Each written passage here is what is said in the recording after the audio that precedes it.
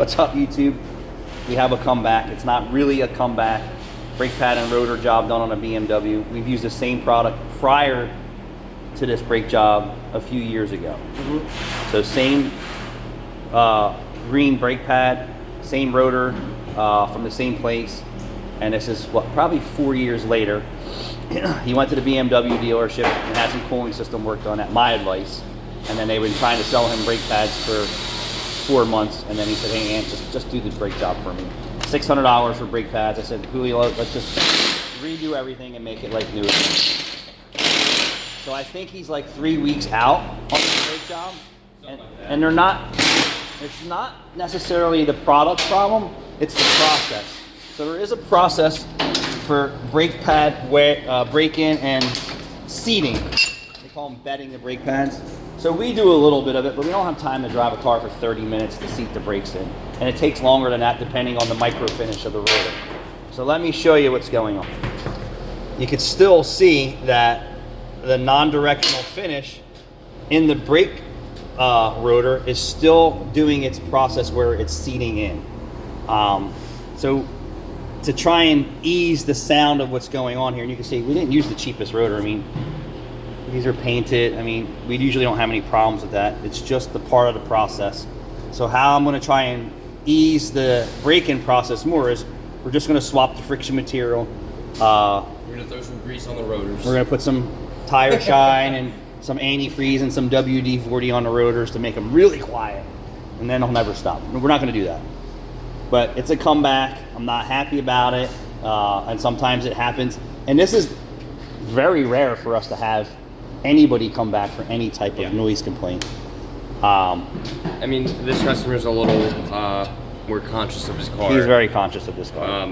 Definitely keeps up with his maintenance a lot more than your average person. Right. So I don't believe it's Caleb's fault from the process. It's not the owner's fault from the process. It's just the process that sometimes is a little longer, sometimes it's a little shorter. But for him, obviously he's not driving it a lot. It doesn't look like he's been putting any heat into the car. Just really hasn't been driven. So we're gonna just swap the pads out. That will help seat again, because I don't know how long it's gonna take for this to happen, but I know for a fact is when I usually switch the friction material out, it usually does help this. And when you don't want to make excuses for anybody, but this is reality is, hey, you still need more time for the break-in process for the brake pads and rotors.